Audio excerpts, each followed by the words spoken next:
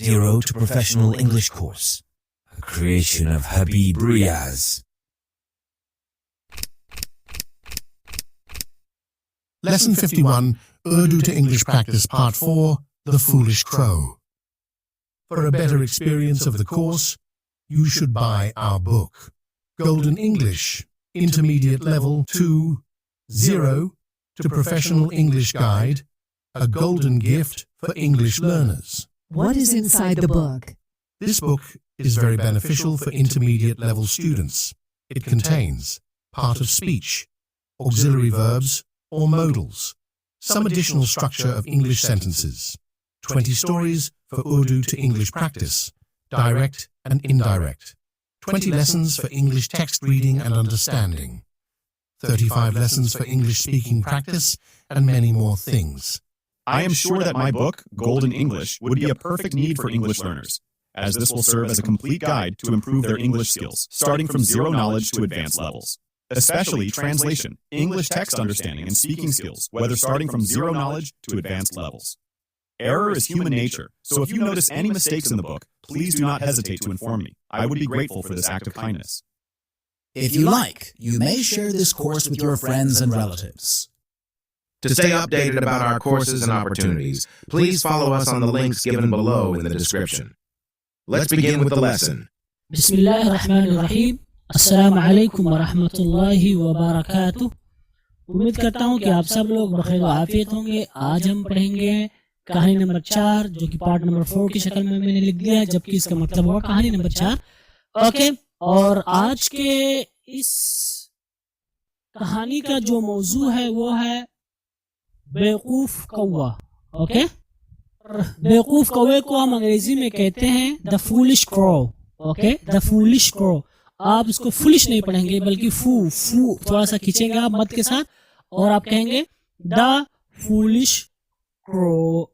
Okay, तो चलिए शुरू करते हैं अपनी आज की ये कहानी। और ये कहानी एक बेवकूफ कौवे के बारे में है जो अपनी तारीफ सुनकर बहुत खुश हो जाता है। और ये हकीकत है कि लोग तारीफ सुनकर बड़े खुश होते हैं, जबकि ऐसा नहीं है, बल्कि लोग तारीफ करके लोग बस काम निकालना जानते हैं, जिसे आप मतलब तलवे चाटना भी कह सकते हैं। हाँ, बहुत अच्छा है ना। तो ये चीज़ नहीं होनी चाहिए। खैर, हम कहानी को पढ़ते हैं और सुनते हैं। तो हमारी कहानी शुरू होती है, एक कौवे को कहीं से एक रोटी का टुकड़ा मिल गया, या मिला आप कर सकते हैं, कोई दिक्कत नहीं है। तो ये आपका जुमला है, ये कहानी का पहला या कहानी की शुरुआत यही से होती है, एक कौवे को कहीं से एक रोटी का टुकड़ा मिल गया। ठीक है, इसको अंग्रेजी में कैसे हम कहेंगे? अंग्रेजी में कहेंगे अ crow found a piece of bread from somewhere।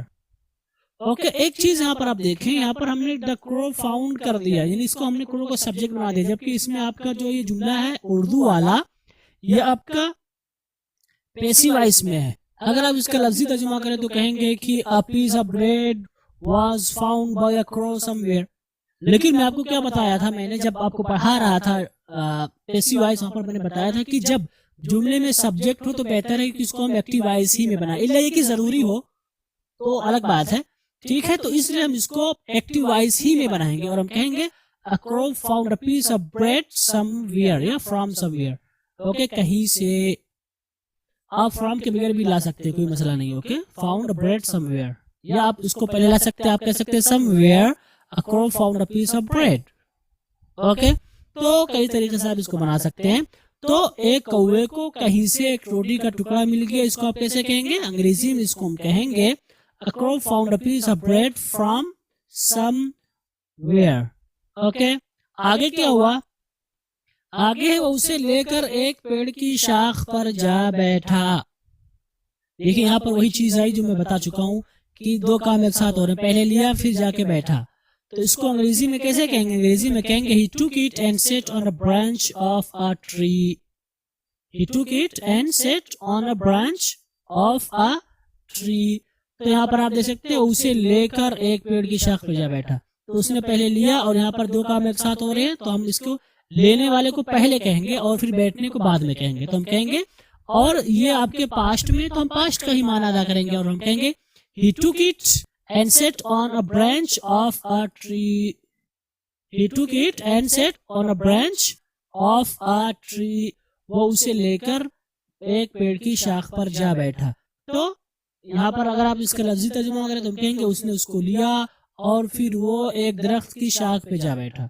इस तरह इसका माना होगा। लेकिन हम इसको कैसे कहेंगे? इसको हम कहेंगे he took it and sat on a branch of a tree।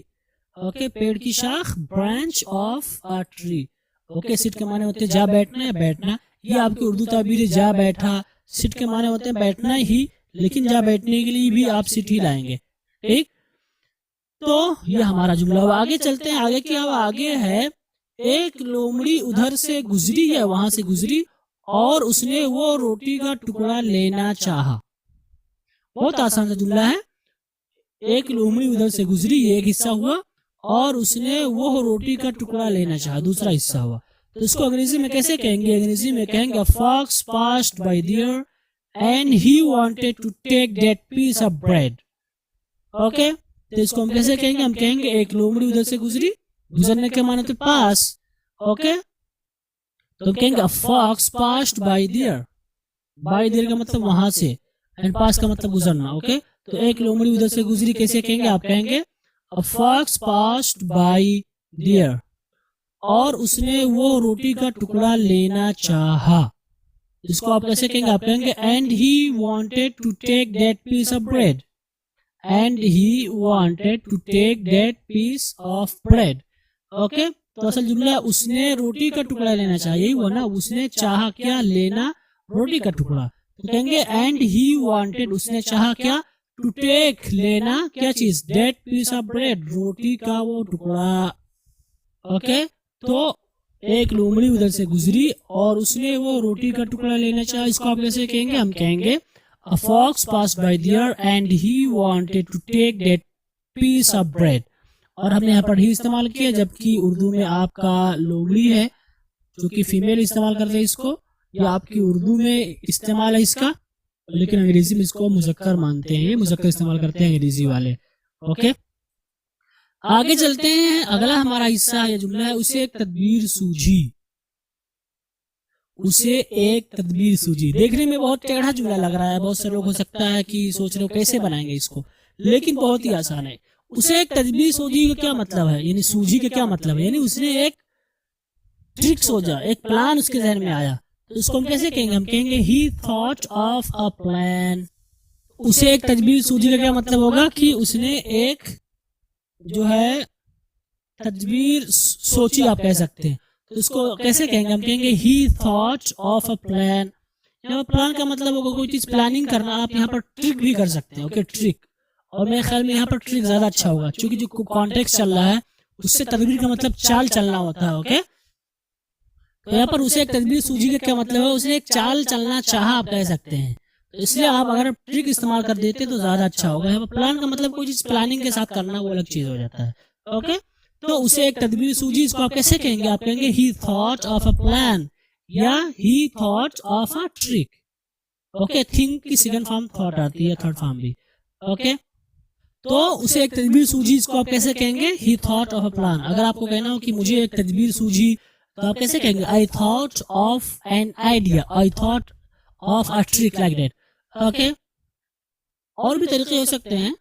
an idea came to my mind, मेरे जहन में ख्याल आया। तो लेकिन वो थोड़ा सा दूर का माना हो जा रहा है, तो हमें बेहतर की करीब तरीन अल्फाज ही का इस्तेमाल करें जो इससे मिलते जुलते हो। ओके, आगे चलते हैं और हमारा अगला हिस्सा है उसने कौवे से कहा कि ऐ कौवे, तुम कितने खूबसूरत हो, तुम्हारी आवाज कितनी मीठी है, तुम कितना अच्छा गाते हो, मेहरबानी करके मुझे एक गाना सुनाओ।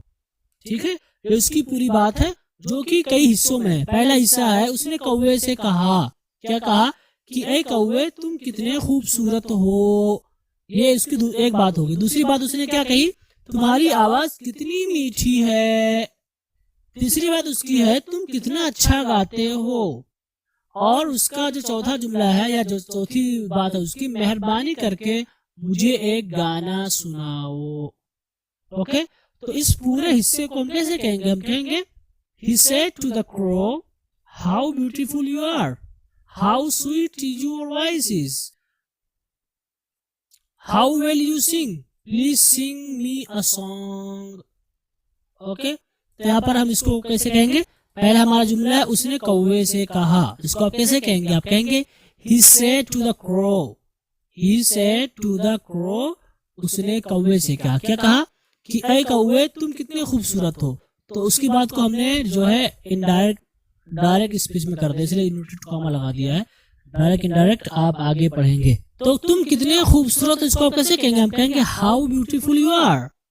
और ये स्ट्रक्चर है आपका, इसको आप पढ़ चुके हैं पहले लेवल ही में कि जब जुमले ताज्जुब वाला हो तो उसको हम कैसे बनाते हैं। इसमें ये जुमले ताज्जुब है, ठीक है, तो इसको हम कैसे कहेंगे? हाउ ब्यूटीफुल यू आर, कि तुम कितने खूबसूरत हो।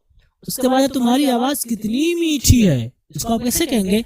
How sweet your voice is, how sweet your voice is, तुम्हारी आवाज कितनी मीठी है। उसके बाद तुम कितना अच्छा गाते हो, इसको आप कैसे कहेंगे? आप कहेंगे हाउ वेल यू सिंग, या हाउ गुड यू सिंग, आप गुड भी ला सकते हैं। ओके, तो यहाँ पर अगर आपको कहना तुम कितना अच्छा गाड़ी चलाते हो तो आप कैसे कहेंगे? How good you drive the car, how will you drive the car. तो हम इस तरह से ही बनाएंगे, ये हमारा स्ट्रक्चर है।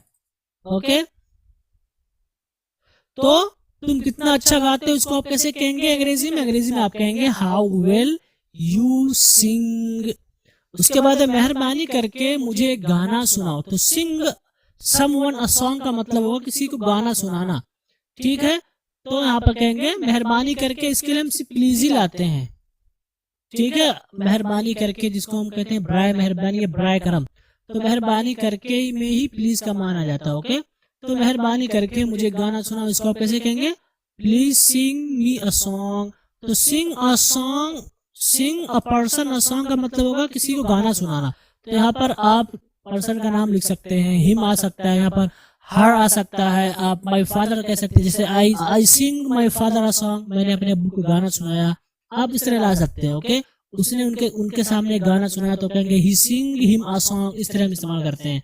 ओके, तो मेहरबानी करके ये आपका प्लीज हो गया, मुझे गाना सुनाओ, देख सकते हैं ये आपका इंपरेटिव सेंटेंस है, तो इसलिए हमने यहाँ पर सिंग के माने होते गाना, फेल, और गाना भी यानी कि वर्ब भी होता है। तो सुनाने का मतलब होगा यहाँ पर गाकर सुनाना है, तो इसका मतलब गाकर सुनाने का मतलब होगा किसी के सामने आप गाएं, तो इसीलिए यहाँ पर वही आया हुआ। तुम कहेंगे please sing me a song.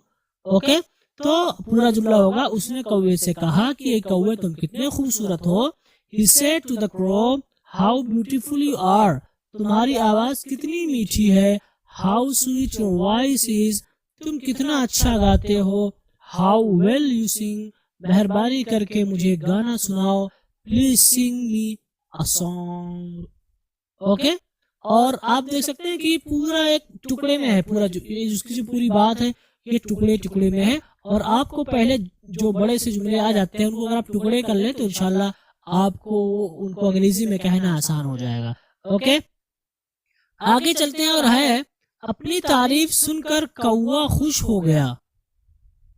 ठीक, तो अपनी तारीफ सुनकर कौवा खुश हो गया, इसमें कौवे ने पहले तारीफ सुनी फिर खुश हुआ, तो इसको आप उसी तरीके से बना सकते हैं जो मैंने बताया था, जिसमें लफ्ज़ खरा जिसको पहले लाया तो आप कहेंगे कि the crow listened his praise and became happy.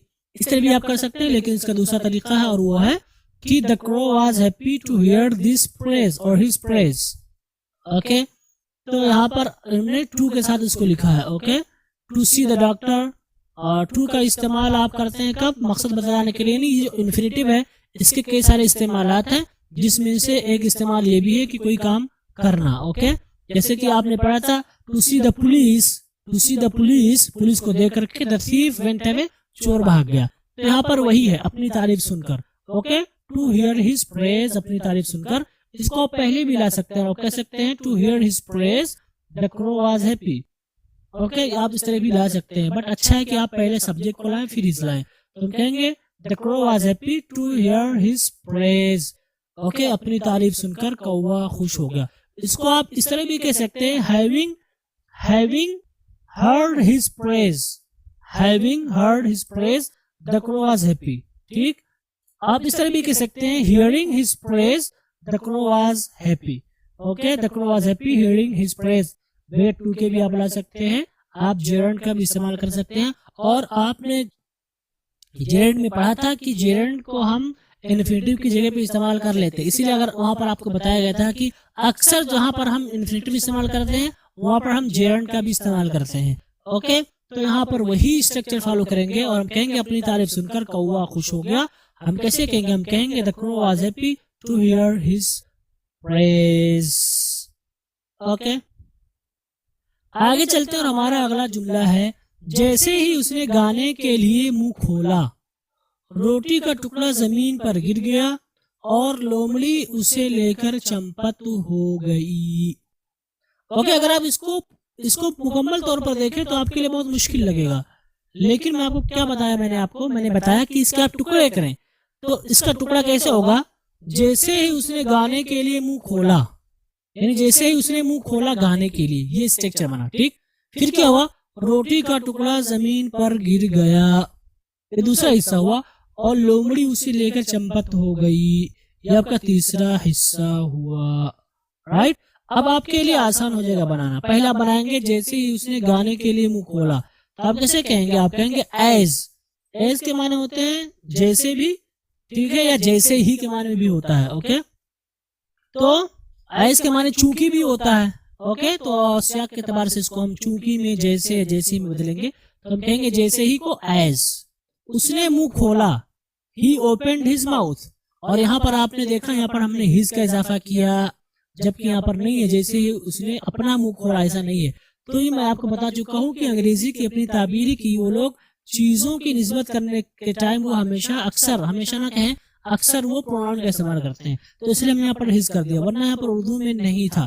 तो अगर आप कहीं पर प्रूफ रीडिंग कर रहे हो और उर्दू में इसका अगर माना नहीं है तो आप उसको गलत नहीं कहेंगे। और अगर आप जो है उर्दू से अंग्रेजी की प्रूफ रीडिंग कर रहे हैं और उसमें अगर हिज लिख दिया है, यानी प्रोनाउन का इस्तेमाल कर दिया है, तो आप उसको गलत नहीं मानेंगे, बल्कि सही होगा, क्योंकि आपकी अंग्रेजी की ताबीर है कि वो अक्सर आपको जो है प्रोनाउन इस्तेमाल करते दिखाई देंगे। ठीक, तो इसीलिए हमने यहाँ पर हिज का इस्तेमाल कर दिया है। तो जैसे उसने मुंह खोला, as he opened his mouth, किसके लिए?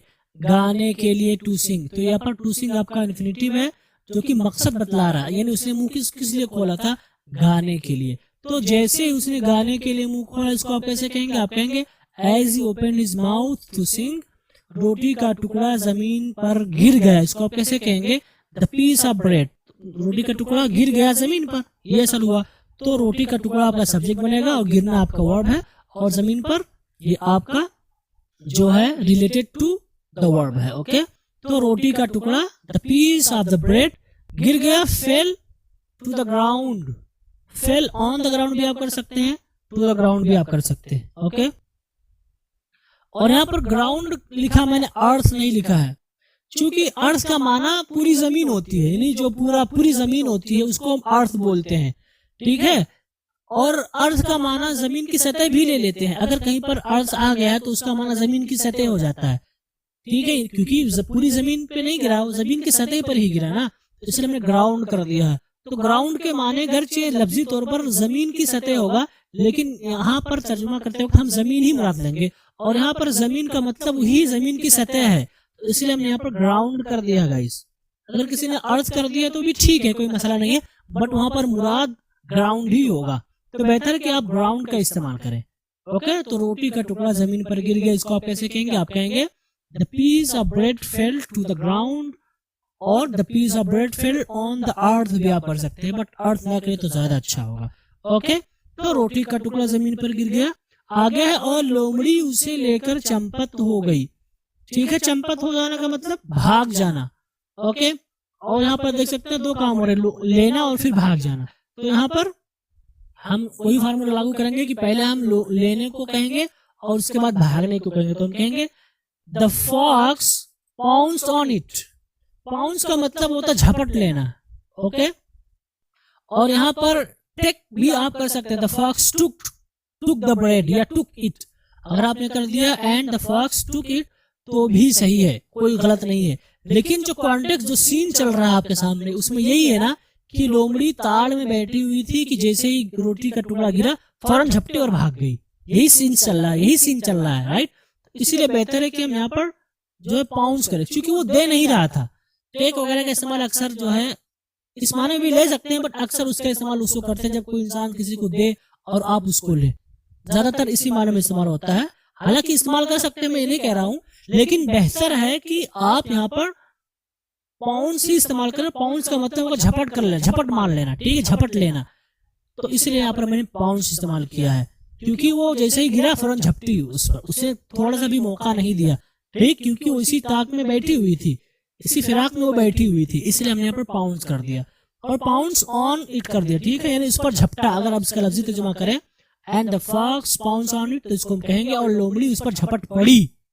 लेकिन ये आपकी अपनी उर्दू किताब है, आप यहाँ भी कह सकते हैं और लोमड़ी उस पर झपट पड़ी और लेकर चंपत हो गई, ठीक, आप कह सकते हैं, कोई गलत नहीं है। तो पहले उसने झपटा और चंपत हो जाना मतलब वेंट अवे, गो अवे, भाग जाना जिसे कहते हैं, एंड वेंट अवे, तो हमने पहले उसको झपट लिया और भाग गई, चंपत हो गई। ओके, तो चंपत हो जाना कोई मुश्किल हो सकता है, आपको लगाओ क्या मतलब होता है चंपत होना, तो चंपत होने का मतलब लेकर गायब हो जाना, राय फरार अख्तियार कर लेना, भाग जाना, इसलिए हमने यहाँ पर चंपत हो गई कर दिया। ओके, तो ये हमारा जुमला बना, लोमड़ी उसे लेकर चंपत हो गई। कैसे कहेंगे?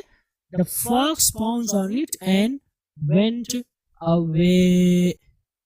ओके गाइस, तो हमारा जुमला है, जैसे ही उसे गाने के लिए मुंह खोला, हम कहेंगे as he open his mouth to sing, रोटी का टुकड़ा जमीन पर गिर गया। The piece of bread fell to the ground और ऑन द अर्थ, लोमड़ी उसे लेकर चंपत हो गई। The fox pounds on it and went away. और लोमड़ी के भागने के साथ साथ हमारी आज की कहानी भी यहीं पर खत्म हुई। और हमें इस कहानी से ये समझ में आ रहा है कि कोई अगर हमारी तारीफ करे तो हमें जो है फूले नहीं समाना चाहिए, होश नहीं खोना चाहिए कि आज मेरी तारीफ कर रहा है, बल्कि आपको होश में रहना है, क्योंकि जरूरी नहीं कि लोग आपकी हकीकी तारीफ ही कर रहे हो, बल्कि कभी कभी कुछ लोग आपको बस चढ़ाने के लिए ही तारीफ करते हैं या आपसे फायदा उठाने के लिए करते हैं। और खास तौर पर ये सारी चीजें आपको जो है जहाँ पर मतलब काम वगैरह होता है, जैसे कोई तंजीम है, कोई मुअस्ससा है, कोई इदारा है, कोई कंपनी है, तो वहाँ पर बहुत ज्यादा होता है, क्योंकि उन्हें काम निकलवाना होता है और इसको हम अपनी जुबान में चापलूसी करना कहते हैं। ठीक है, खुश करे रहो मालिक को, अपने आका की तारीफ करते रहो और वो आपको फायदा देते रहेंगे। और ये चीज पाई जाती है कि लोग उसी को अच्छा मानते हैं जो सामने जो आपकी तारीफ करता है। ठीक है, जो आपकी तारीफ करता है हम उसी को अच्छा मानते हैं। ऐसा नहीं होना चाहिए, बल्कि हमें बर्दाश्त की ताकत रखनी चाहिए कि हमारे अंदर जो कमी है अगर कोई बता रहा है तो हमें उसको जो है बर्दाश्त करना चाहिए और हमें उसकी इस्लाह करनी चाहिए। और सामने वालों को भी चाहिए कि अगर वो कोई कमी बतला रहा है तो अच्छे तरीके से बतलाए, कुछ ऐसा तरीका इख्तियार ना करे कि सामने वाले को तकलीफ हो और वो जो है इस्लाह करने के बजाय आपके खिलाफ हो जाए। ये भी चीज है, तो सारी चीजों को हमें देखना चाहिए। ठीक है, और हकीकत भी यही है कि हमें किसी की तारीफ बेजा तारीफ नहीं करनी चाहिए। और ये भी कि अगर हम किसी की इस्लाह करना चाहते हैं तो बेहतर है कि हम सारी चीजों को मद्देनजर रखते हुए उसकी इस्लाह करें और इस्लाह की तरफ उसकी दावत दें या उसकी गलतियों की वजाहत करें। ओके, तो इन्हीं कलिमात के साथ अब हम आपसे रुखसत होते हैं। उम्मीद करता हूँ कि आपको कहानी समझ में आई होगी। कहानी तो समझ में आई है, मेरा मतलब इसको हम अंग्रेजी में कैसे कहेंगे। और आप लोग प्रैक्टिस करें बोलने की और मशक करने की। अभी हमने 4 कहानियां ली, इंशाल्लाह हम पूरी 20 कहानियों का तर्जुमा करेंगे। और 20 कहानियों का तर्जुमा करने के बाद आपकी जिम्मेदारी होगी कि आप खुद से प्रैक्टिस करें। क्योंकि मैं आपको पहले बता चुका हूँ कि टीचर आपको सारे जुमले नहीं पढ़ा सकता। अब कितने जुमले हैं, जितनी बातें उतने जुमले, तो ये आप पर डिपेंड है कि आप कितनी मेहनत करते हैं। और इसलिए मैं कहना चाहूंगा कि आप लोग खुद से भी मेहनत करें। टीचर आपको सिर्फ रास्ता दिखा सकता है बस, और कुछ नहीं कर सकता है। लेकिन इंशाल्लाह मेरा ये कोर्स पूरा करने के बाद अब आपके लिए आसानी होगी। और उम्मीद करता हूँ कि अगर आप कहीं इम्तिहान में जाते हैं और हमारा ये पूरा कोर्स देख लेते हैं, मान लीजिए 20 लेसन आपने देख लिए, तो इंशाल्लाह काफी हद तक आपको वहाँ पर आसानी होगी कोई तर्जुमा करने के लिए आ जाए। और इस तरह के सवालात आते हैं एग्जाम में भी तर्जुमा करने के लिए, खासकर कहानी वगैरह दे देते हैं। ठीक है, तो इंशाल्लाह जब हमारे साथ उसको पढ़ लेंगे तो आपको आसानी होगी। इन्हीं कलिमात के साथ आपसे रुखसत होते हैं। वस्सलामु अलैकुम व रहमतुल्लाहि व बरकातुहू।